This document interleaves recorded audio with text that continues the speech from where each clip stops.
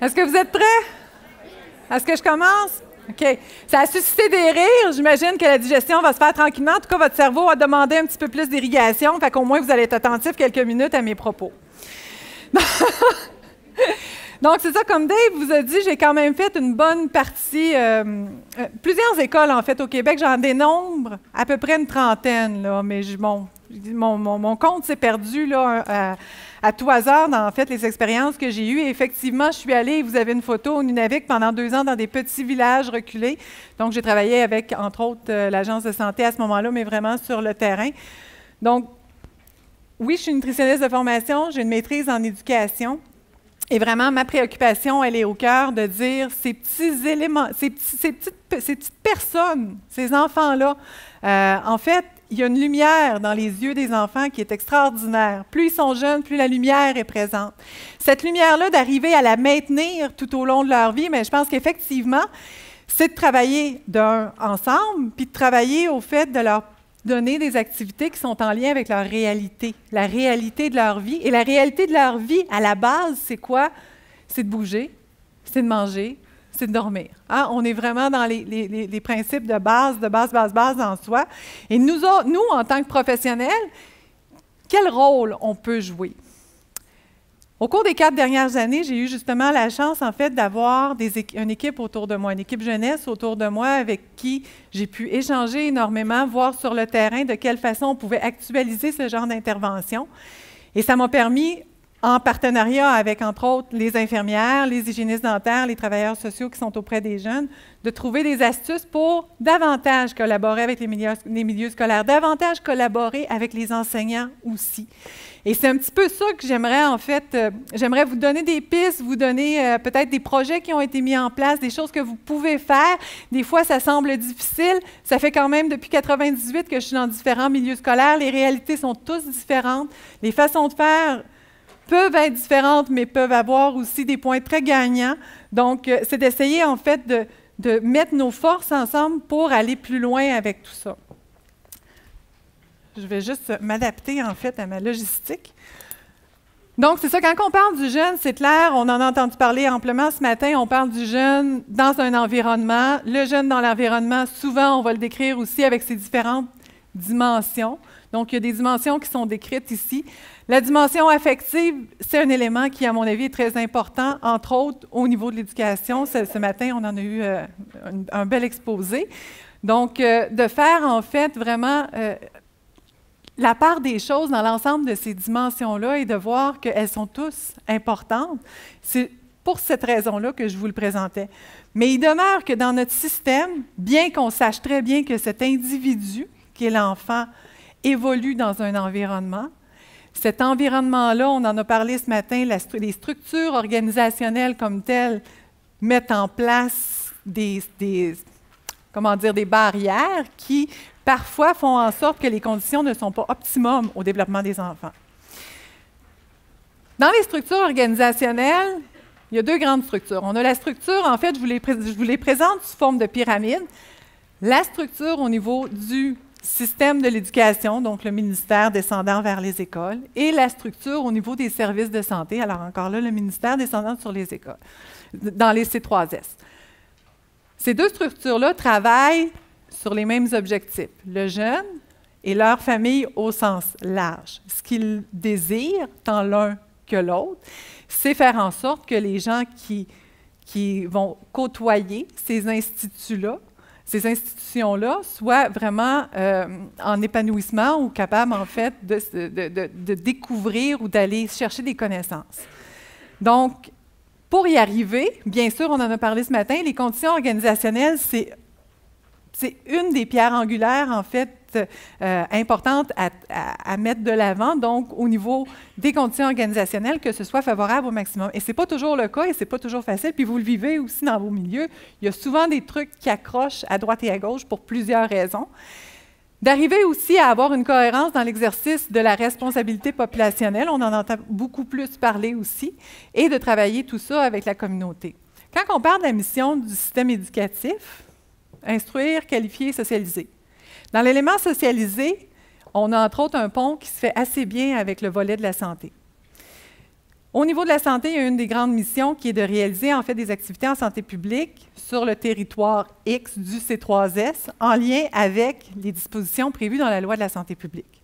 Grosso modo, il y a un gros élément qui se passe à cet effet-là. Mais comment ça s'articule exactement? Il n'y a aucun endroit, en tout cas à ma connaissance, au Québec, où c'est défini exactement de la même façon. Parce qu'il y a une donne, notamment qui a été mise en place au cours des dernières années, qui est de dire on regarde beaucoup les besoins du milieu, et à partir des besoins du milieu, là, on est capable de définir des interventions spécifiques. Pour arriver à offrir un continuum de services avec des actions qui sont des interventions coordonnées, donc tant au niveau du système de l'éducation qu'au niveau des actions en santé, qu'on ait des actions qui soient vraiment coordonnées, qui soient en lien, là, je vous ai mis DGF ou DGF. Je ne sais pas si vous êtes familier avec ces éléments-là, mais DGF, domaines généraux de vie ou de formation, qui sont en fait dans le programme de formation de l'École québécoise.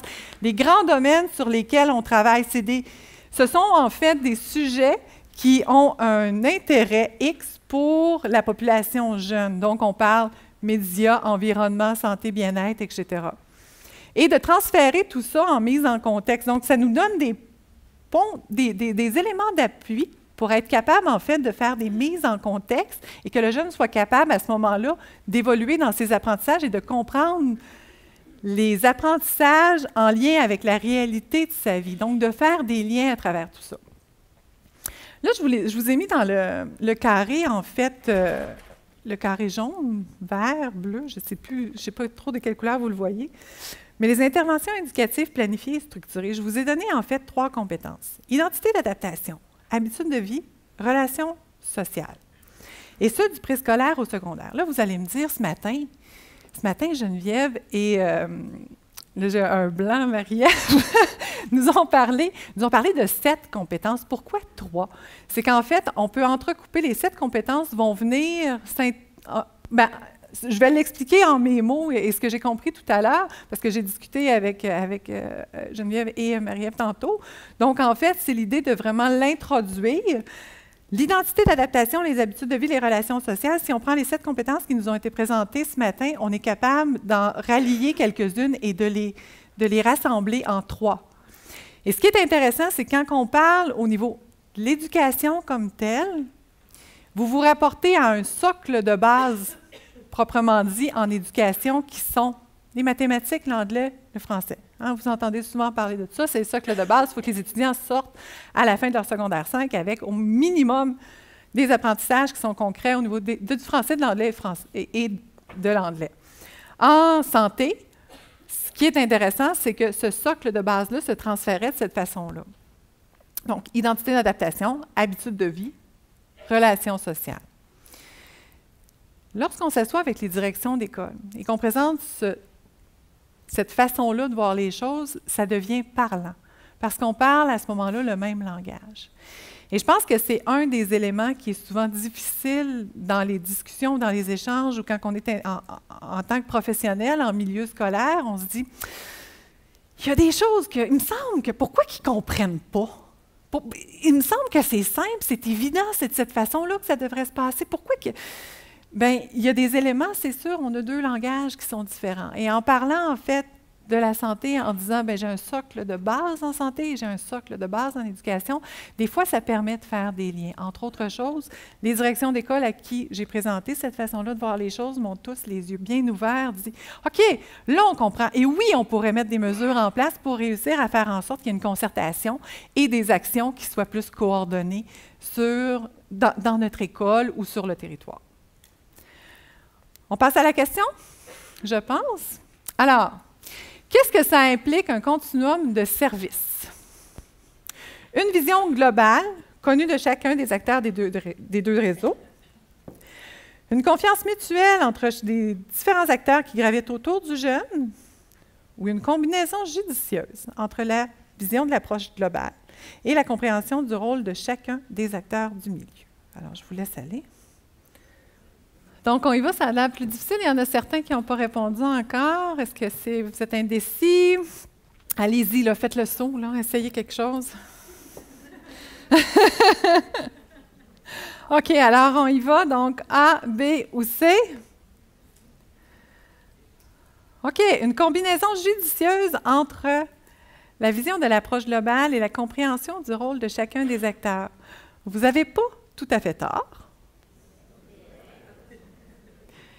Par contre, l'élément clé est celui-ci. J'entends beaucoup de réactions. Pourquoi?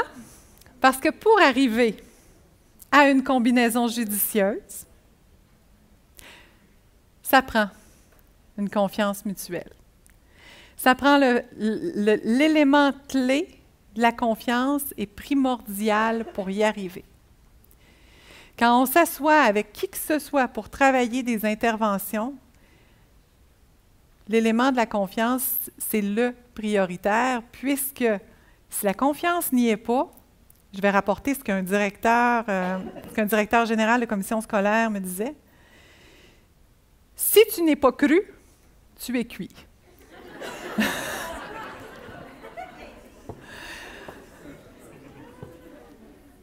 Donc, on est vraiment dans, qu'on le veuille ou qu'on ne le veuille pas, et ça, là, vous vous asseyez par exemple à la table Melmes, donc à la table locale ou régionale. Les éléments qui ressortent, c'est oui, mémo, centre jeunesse, oui, mémo, C3S, oui, mais à la... Oui, mais on peut-tu se faire confiance puis travailler ensemble? Parce qu'en réalité, notre individu, au bout de tout ça, c'est notre jeune, ou c'est les jeunes, et c'est les familles. Donc, le fait de se faire confiance, d'arriver à dire, ben moi, je vais jusque-là et toi, je te donne la main, puis go, on continue, c'est souvent un enjeu qui est important. Effectivement, la combinaison judicieuse entre la vision de l'approche globale, oui, c'est important, puis une vision globale aussi, mais j'ai hésité entre les deux, entre le C. Le C, en fait, vous avez failli l'avoir comme réponse, mais au bout de la ligne, il demeure que la confiance est prioritaire. Je vous présente la prochaine diapo parce qu'on parle depuis ce matin, en fait, des compétences. Hein, savoir, bon, c'est quoi une compétence comme telle? Je vous l'ai mis, je ne prendrai pas le temps d'en faire une dissertation. Par contre, ça met la table un petit peu sur l'élément suivant, c'est que tant au niveau de l'éducation qu'au niveau de la santé, ce qu'on veut, c'est développer des gens qui sont capables d'agir en société. Quel que soit en fait où on est assis, l'élément, c'est de dire est-ce qu'ils peuvent agir dans différentes situations? Et les compétences, là, on parlait du programme de formation ce matin, l'évaluation des compétences transversales, mais il y en a, bon, il y a plusieurs pour parler à ce sujet-là. Et entre autres choses, on sait que il y a des écoles qui ont décidé d'évaluer qu'une seule compétence par niveau, au niveau transversal. Il y a des écoles qui ont décidé de ne plus en évaluer, fait qu'il y a différentes façons de voir les choses. Donc, l'idée demeure qu'une compétence, c'est un savoir-agir, et quel que soit, en fait, que ce soit au niveau disciplinaire ou que ce soit au niveau individuel, c'est d'être capable d'agir dans différentes situations, dans différentes circonstances. Alors, première étape d'une approche globale, on revient avec le fait de décloisonner les silos. On en a parlé un petit peu ce matin, mais aussi se faire confiance énormément. Et le rôle du professionnel à ce niveau-là, le voici. Donc, c'est, je pense, la diapo qui résume le mieux l'ensemble des éléments. En tant que professionnel, qu'on soit hygiéniste dentaire, qu'on soit infirmière, qu'on soit travailleur social, qu'on soit éducateur spécialisé, psychoéducateur, nutritionniste, on a une expertise. On a une expertise de par notre formation, mais aussi de par le bagage qu'on porte.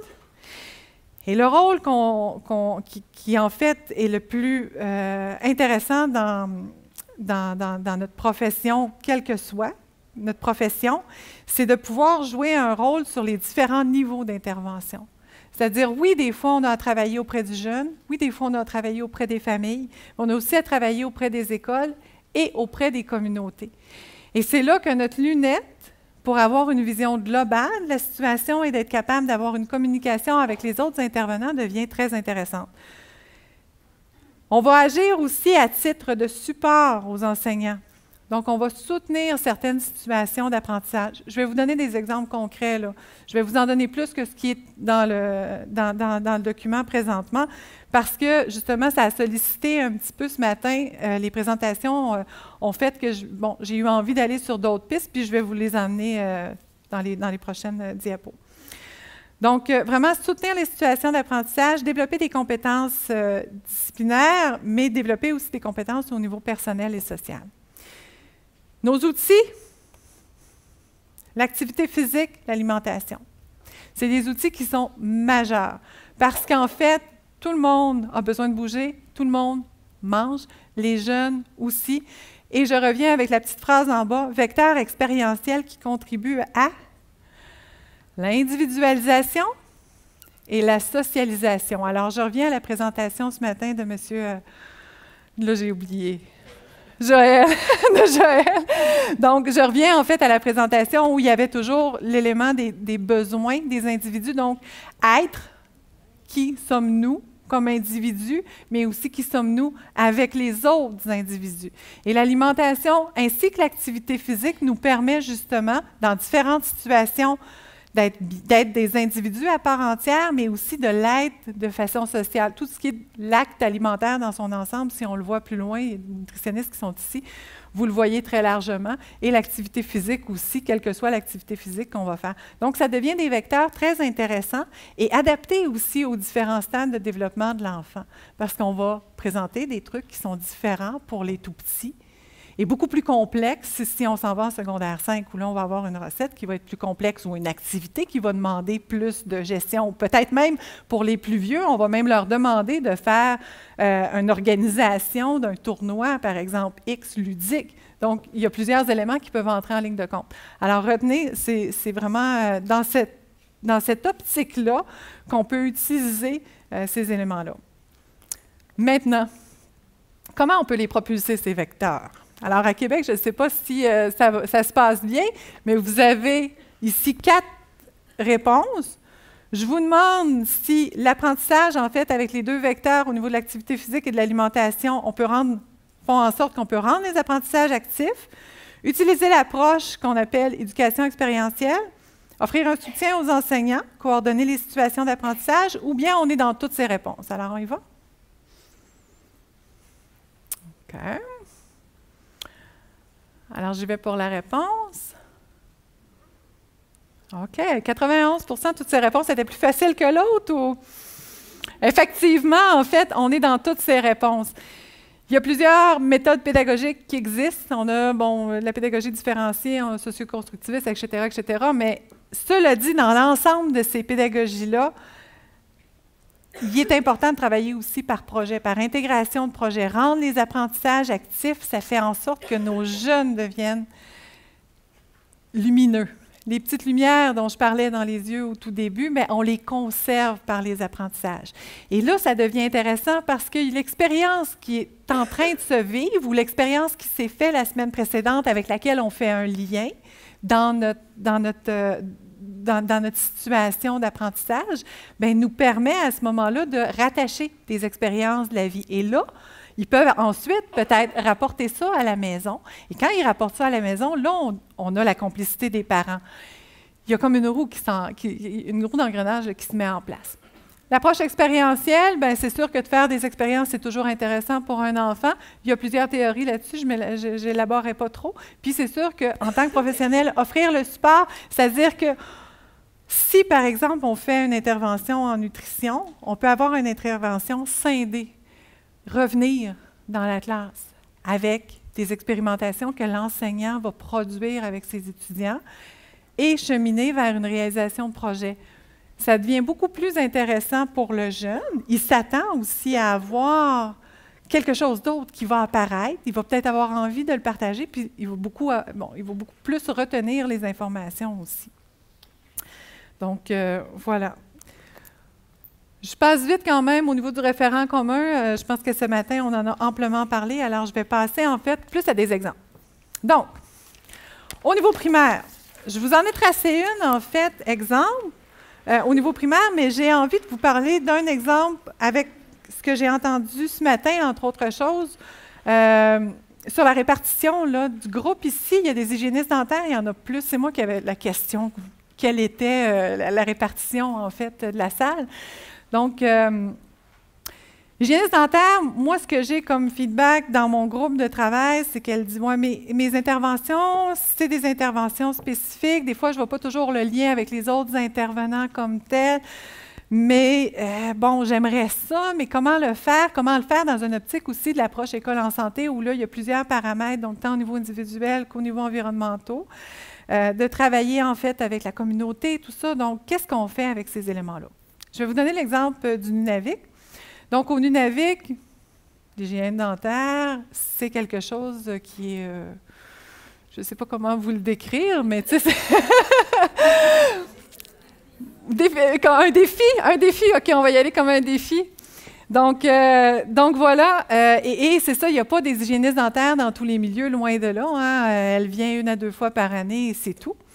Donc, ce qui a été mis en place, c'est qu'en fait, on a monté une action qui était concertée avec les enseignants sous forme de jeux interactifs pour tout le primaire.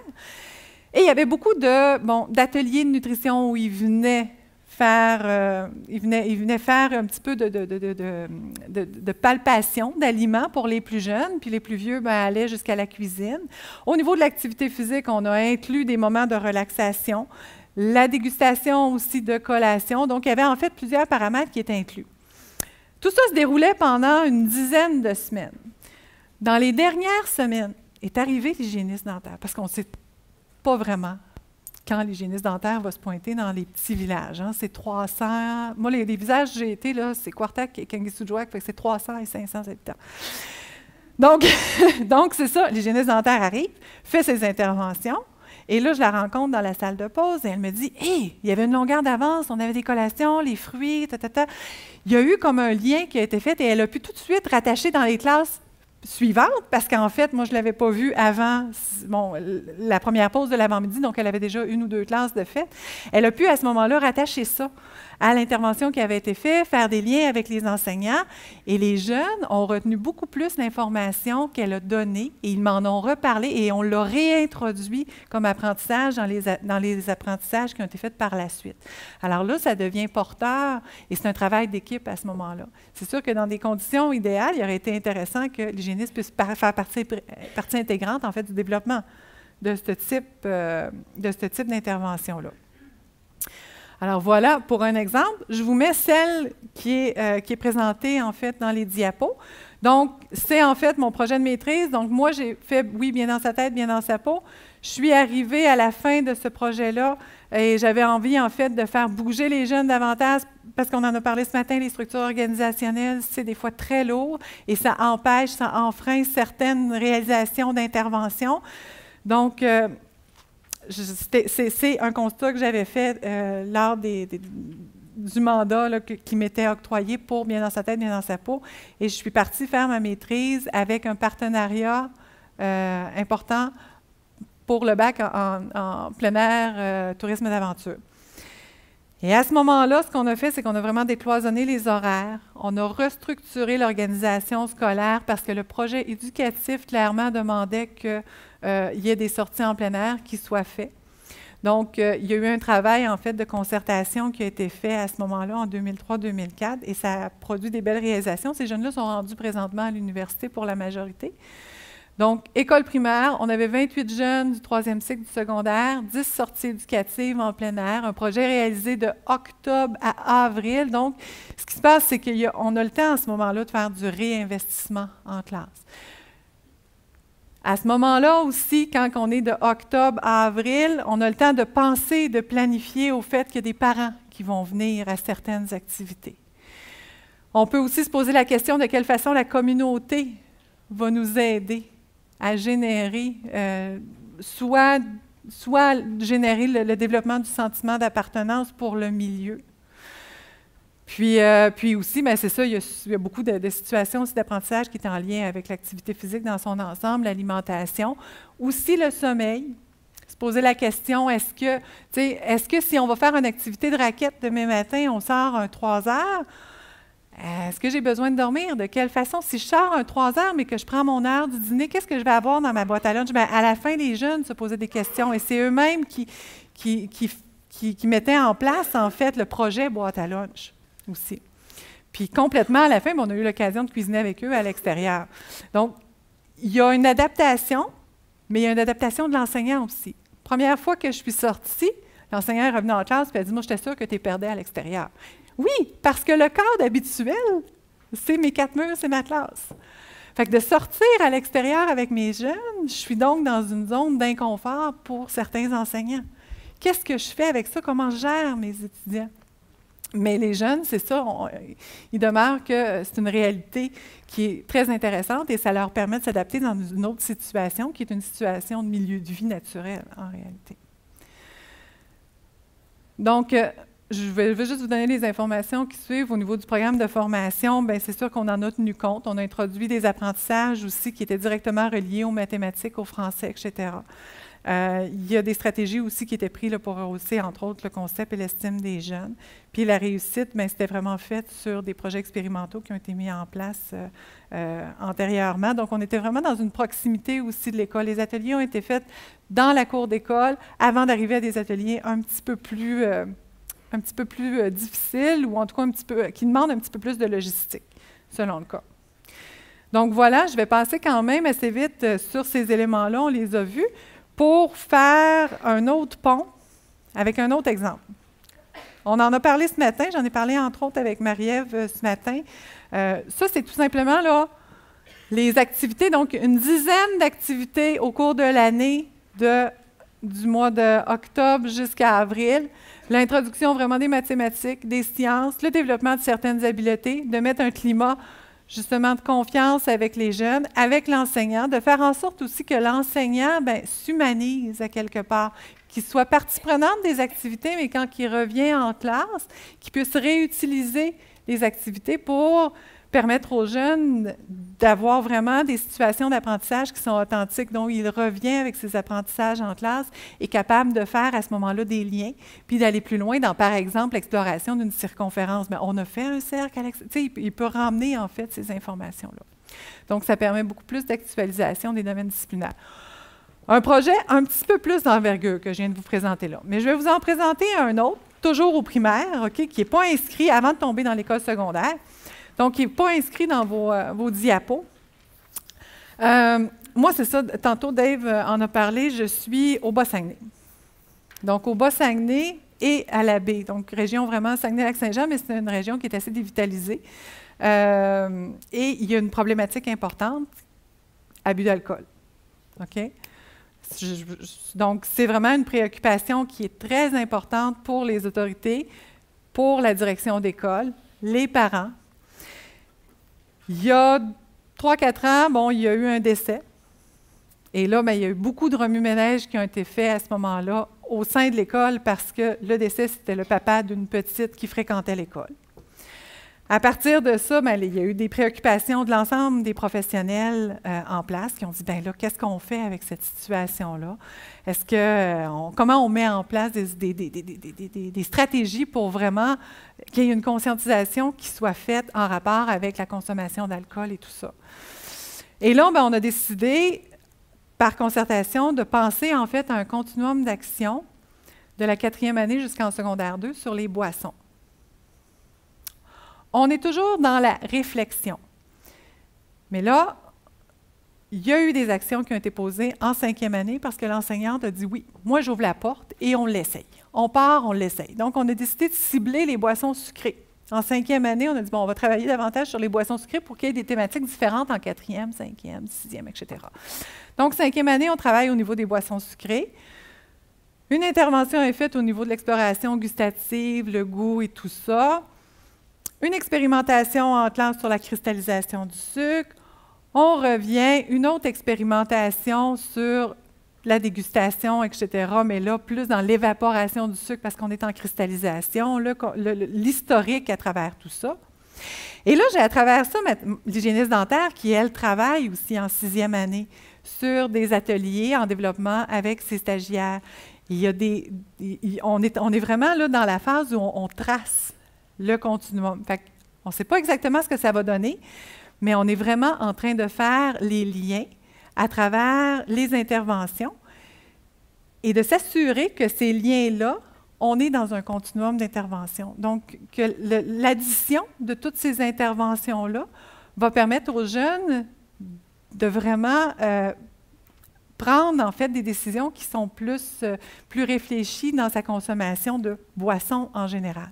Donc, on y va progressivement, mais c'est un travail d'équipe. On va se rasseoir, on va poser des questions. L'enseignante nous a posé la question, puis tantôt on en discutait, est-ce qu'on se rend jusqu'à l'alcool en 5e année? Ce n'est pas la donne habituellement. On y va beaucoup plus tard. Donc, quand la question m'a été posée de l'enseignante, moi, je me dis, OK, qu'est-ce que je fais avec cette information? Oui, peut-être, mais je n'irai pas d'emblée. Fait que là, en fait, on est vraiment au point de dire, OK, bien, on s'assoit en équipe, on va regarder aussi avec la travailleuse sociale, les interventions au niveau de la toxicomanie, qu'est-ce qu'on fait, comment on le fait. Puis pour que si jamais on décide d'en parler, bien, ce soit vraiment dans une optique de sécuriser, en fait, qu'on ait des interventions qui soient sécurisées à tout niveau, et de s'assurer que si jamais cet élément-là est mis de l'avant, c'est parce qu'il aura été réfléchi et qu'il y a une équipe qui l'aura réfléchi dans son ensemble.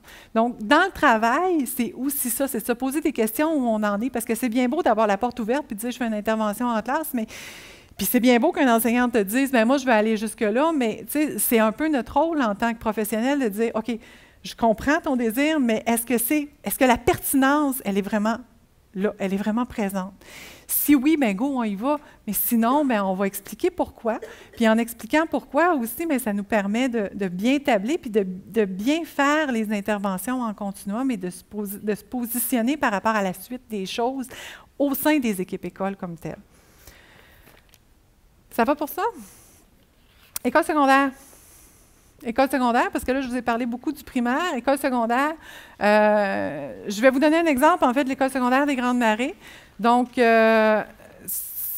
encore là, un élément vraiment de concertation.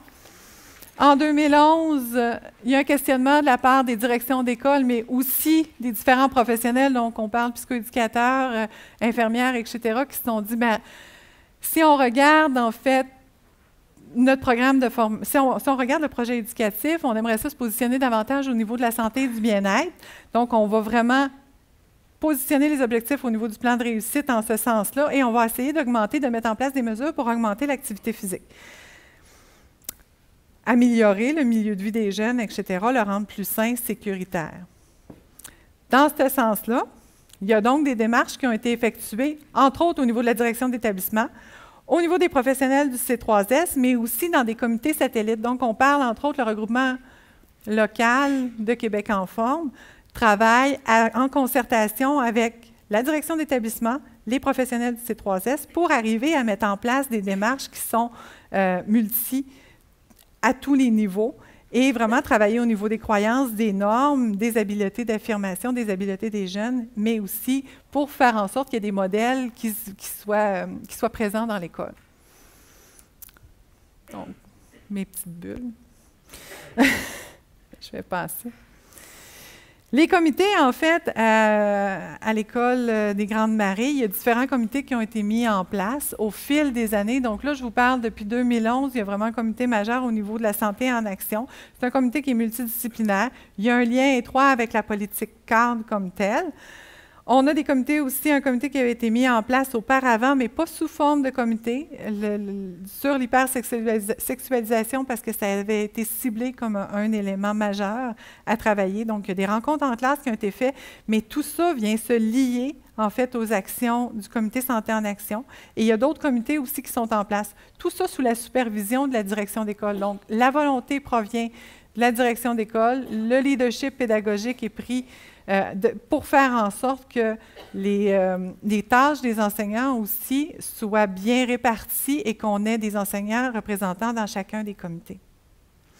Donc, par le fait même, il y a des projets spéciaux qui ont émergé, donc une gamme de projets spéciaux. J'ai envie de vous parler, entre autres, là, du programme d'aide à l'élève au niveau du pare-feu. Donc, quand les élèves ont des comportements je vais dire, entre guillemets, désagréables ou inappropriés à l'école, ils sont invités par les psychoéducateurs à venir faire de l'activité physique. Et ça fait quand même un petit bout de temps qu'en fait, ce programme-là est mis en place, puis c'est intéressant parce qu'en fait, à ce moment-là, le jeune est pris en main, puis il y a des liens qui sont faits aussi pour l'aider à poursuivre sa réflexion. Voilà. Donc, activités parascolaires au niveau du cheerleading, volleyball, des ateliers de court-métrage, mais il y a aussi du baseball, du basket, etc. Donc, il y a des activités midi, les gymnases sont ouverts. Et je vous parle en 2012-2013 du projet Passion-Études, c'est-à-dire que les étudiants sont invités à s'inscrire à un projet Passion-Études selon leur intérêt. Ils sont environ 25% de la cohorte globale à pouvoir s'inscrire à ce type de projet-là. Et ça leur permet à ce moment-là de faire de l'activité physique à raison de 2 matins semaine, 1h30 à raison de 2 matins semaine selon leurs intérêts. Puis ils sont suivis après ça là, pour différents tournois ou des choses comme ça. Donc ça, c'est une volonté encore là de la direction d'école qui a fait un travail en concertation avec son équipe école. Là, présentement, c'est ça, il y a un projet qui est en développement aussi, qui est une plateforme Internet. Donc, on essaie de trouver, en partenariat avec l'Université du Québec à Chicoutimi, une façon de mettre les outils informatiques au service, en fait, du développement de la saine alimentation puis de l'activité physique. Donc, on est encore en développement, mais c'est vraiment encore là une équipe multidisciplinaire qui travaille à ce niveau-là. Les 2 prochaines diapos vous parlent vraiment des changements de pratique. Donc, je vous en ai parlé, la volonté de la direction d'établissement, le leadership pédagogique, c'est sûr que c'est un des éléments majeurs. Dans les milieux scolaires, la présence aussi d'au moins une ressource qui est stable et compétente en matière de promotion-prévention. Je parle de l'infirmière scolaire, mais ça peut être aussi d'autres types de professionnels selon le cas. Idéalement, c'est bien aussi d'avoir un lien avec la commission scolaire, le C3S, d'être capable de créer les liens entre la commission scolaire et le C3S. Et c'est un travail de longue haleine. Il ne faut pas s'imaginer que demain matin, là, on arrive, puis OK, on va... C'est petit à petit. Depuis 1998 que je travaille avec des différentes écoles et quand je suis rentrée, en fait, en poste en 2011, non, en fait, ça fait 4 ans, fait que 2009-2010, les infirmières me disaient « Oui, mais va y dire à la direction d'école. » Oui, je peux, mais ce n'est pas là que ça va changer. On y va petit à petit. Il va y avoir un éveil. Elle va essayer de voir de quelle façon elle peut le mettre en place, etc. Mais c'est vraiment, moi, je peux le faire. Toi, tu peux le faire. L'autre à côté peut le faire. C'est vraiment en travaillant ensemble puis en ayant des messages qui sont cohérents. Tranquillement, oui, on va emmener les changements de pratique. Donc, la présence de quelqu'un qui est stable, c'est sûr que c'est souhaitable.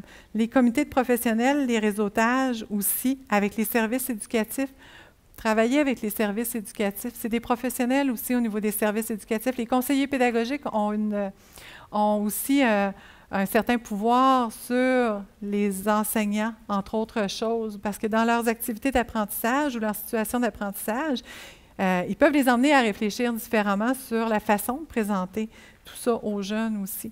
Donc, travailler avec eux en concertation, ça peut être vraiment intéressant, et aussi avec le regroupement local de Québec en forme, parce qu'il y a des ressources aussi qui sont présentes à ce niveau-là.